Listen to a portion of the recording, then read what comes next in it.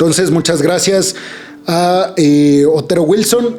Vámonos entonces ahora con Víctor Manuel Galvez. Dice: Peregrino Alejandro, ¿la revolución tecnológica potenciará el bienestar o la desigualdad? Esta es una pregunta buenísima. Muchas gracias, Víctor Manuel. Yo creo honestamente que va a fomentar la desigualdad. No solamente pensemos en desigualdad en cuanto a clase económica, es decir, a que la brecha económica se haga más larga o más grande o más amplia entre los superricos y las personas pobres o de clase media. Pensemos en la desigualdad también de capacidades físicas y de capacidades mentales, en el sentido de ser aptos o estar capacitados para realizar ciertas operaciones. Ustedes, a cómo está avanzando la tecnología en cuestiones de inteligencia artificial, yo lo que pienso no es en más trabajos para las personas, sobre todo trabajos mecánicos, sino en menos trabajos para todas las personas que habitamos el mundo, porque la acción de las personas va a ser reemplazada en su mayoría por una computadora, y eso significa para las grandes empresas hacer más eficiente su proceso, pero también hacerlo más barato, lo que hace que los productos que a final de cuentas venden las grandes empresas pues sean más baratos, y eso ayude a que la empresa sea mucho más rentable. Entonces yo pienso que muchos trabajos van a ser afectados, y por ende muchas personas que realizan esos trabajos. Yo creo que los trabajos que siempre van a continuar siendo indispensables y las personas que los ocupan son aquellos trabajos que tienen que ver con la creatividad.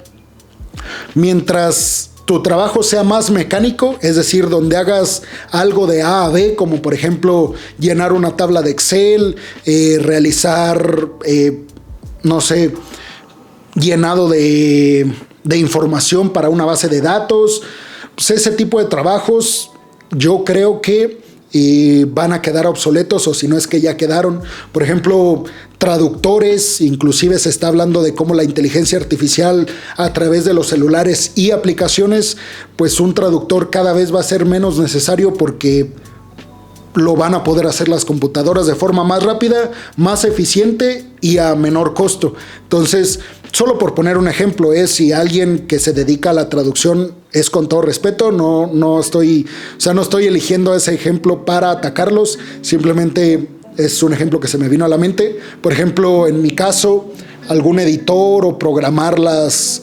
publicaciones, o sí, la creatividad cada vez se va a ver más amenazada por las nuevas tecnologías, pero me parece que a través de la creatividad es el único escape que vamos a tener para evitar la desigualdad más grande con estas nuevas tecnologías.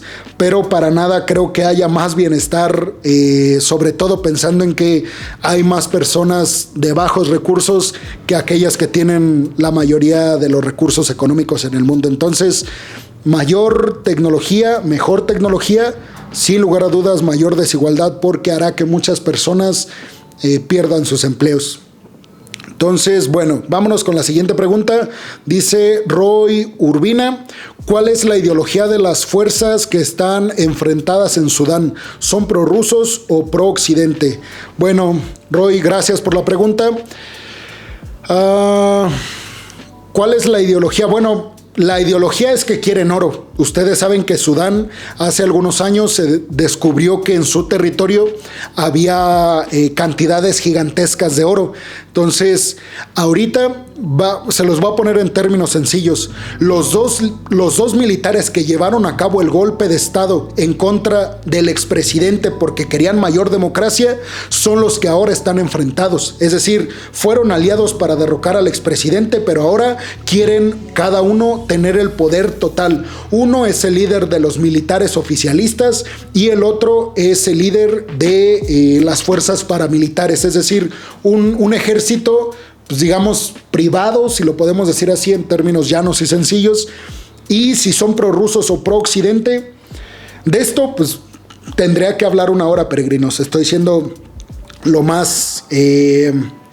hablando lo más sintetizado posible. Entonces, ¿son prorrusos o pro-occidentes? Yo diría que es más bien un conflicto local Y diría más bien que a quien más les está afectando todo esto, no sé si ustedes ubiquen más o menos dónde está Sudán, pero está en África y da salida hacia Medio Oriente, o sea, tiene salida al Mar Rojo, es decir que afecta directamente a Arabia Saudita, por supuesto Egipto, por supuesto a Israel, a todos estos países. Entonces están viendo que la migración de ciudadanos, toda la crisis política que está sucediendo va a terminar afectando mucho a Medio Oriente, a Arabia Saudita, inclusive Emiratos Árabes Unidos, Qatar, que son países con mucho dinero y que seguramente serán destinos de los ciudadanos sudaneses que están huyendo de su país por el conflicto. Pero si son prorrusos o pro-occidentes, me parece que es difícil decirlo así. Siendo Sudán una colonia, ex colonia, mejor dicho, británica, pues me parece que ahí tienen las manos metidas Rusia, China, Occidente, le hace Occidente Reino Unido, Estados Unidos, etcétera, etcétera. Entonces, bueno, vámonos entonces con la siguiente pregunta, que es de Mancay Antonio Acuña. Dice: saludos, peregrino. La pregunta es la siguiente: ¿por qué no se utiliza el total de los activos retenidos a Rusia y sus oligarcas para ayudar a Ucrania económicamente y compra de más armamento para luchar contra los rusos? Bueno, esta es una pregunta muy interesante. Muchas gracias, Mancay. A ver, ¿qué harían ustedes si fueran un ruso?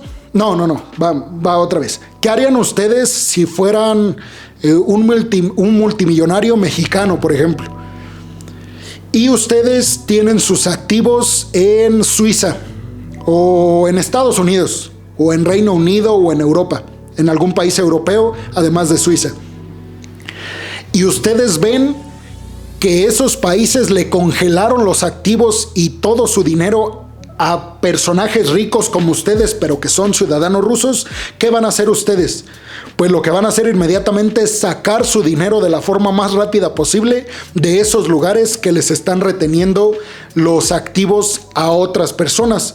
Básicamente, no lo hacen así los países europeos, Estados Unidos, Canadá o Reino Unido o Australia, Japón, Corea del Sur, países que han retenido activos rusos porque perderían la confianza de los inversionistas y de los que tienen su dinero en sus territorios. Entonces, básicamente es eso, peregrinos. Son muy cuidadosos en cuanto a eso se refiere. Entonces, lo que hacen pues, es congelarlos, no darles acceso a los dueños de esos recursos, y pues básicamente para entorpecer la invasión. Pero si tomaran la decisión de darle todos esos recursos a Ucrania, perderían muchísima credibilidad para los inversionistas a nivel mundial, y eso pues no le conviene, por supuesto, a las potencias. Dice Branly Sotomayor Mena: ¿cuál es la predicción sobre la guerra de Ucrania? ¿Cuándo crees que termine? Si antes no hay una guerra global. Bueno, Branly, gracias por tu pregunta. Yo creo que, mi predicción, con los datos que tengo hasta estos momentos, es que la guerra pues, va a seguir muchos años. Si ustedes están viendo las economías alrededor del mundo, en Europa, en Estados Unidos, en las occidentales, las economías occidentales se están preparando para seguir apoyando económica y militarmente a Ucrania durante un largo tiempo. Yo no diría que el conflicto va a terminar este o el siguiente año. Por lo menos el Pentágono, inclusive, peregrinos, y esto no sé si ustedes recuerden, pero hablaba de 1 o 2 décadas de conflicto real antes de que se solucione completa y absolutamente. Porque inclusive firmando un acuerdo de paz podría llegar a darse un enfrentamiento nuevamente. Entonces, pues es un conflicto global ya. Y como todo conflicto global, pues tiende a durar varios años. Entonces, por lo menos 5 años yo creo que sí va a durar el conflicto. Claro, se va a ir enfriando, como hasta ahorita me parece que se ha ido enfriando. Ahora se va a calentar más con la contraofensiva ucraniana, que va a empezar, se supone, ya en semanas. Pero si ustedes notan, ya se ha ido enfriando un poco el conflicto y eso hace que vaya a durar mucho tiempo. Nadie pensaba que fuera a durar tanto. Por supuesto, Rusia no lo creía así, ni siquiera Estados Unidos. Putin decía que en una semana iba a tomar, en semanas iba a tomar Ucrania, iba a lograr sus objetivos en Ucrania, y Estados Unidos dijo que tal vez en 4 días iba a caer la capital Kiev. Entonces, bueno, se equivocaron las dos principales potencias militares en el mundo. Dice Abelito Hernández, un saludo. Peregrino, un gusto poder conversar contigo.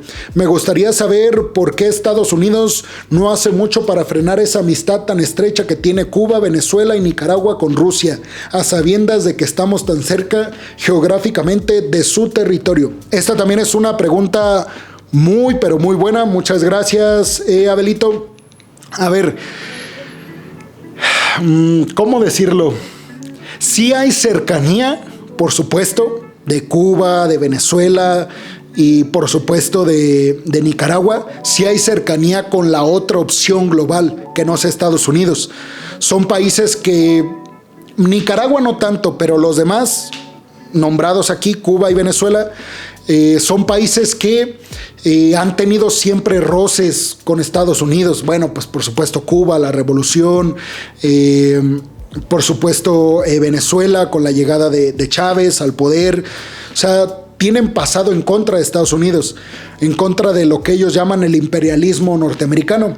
Pero pues Rusia realmente no tiene tanta injerencia en Venezuela, ni en Cuba, ni en Nicaragua, y tampoco China. O sea, al grado de que a Estados Unidos le preocupe, me parece que todavía no.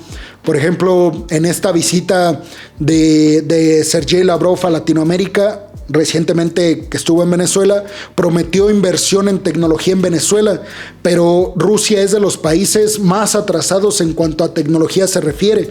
No sé si me explico. Entonces, yo creo que no está tan cercana esa amistad entre Rusia y estos países como para que Estados Unidos le preocupe a niveles militares la intromisión a estos territorios. Y lo que yo veo es una postura estadounidense de tratar de interferir lo menos posible en territorios, porque han visto que eso a largo plazo termina por no funcionar y termina también provocando lo que estamos viendo ahora, que se levantan dos países, en este caso Rusia y China, que dicen: hey, no nos gusta este orden mundial impuesto por Estados Unidos y queremos imponer el nuestro, con una visión, entre comillas, mucho más justa, según ellos. Entonces, bueno, pues esas fueron las preguntas, peregrinos.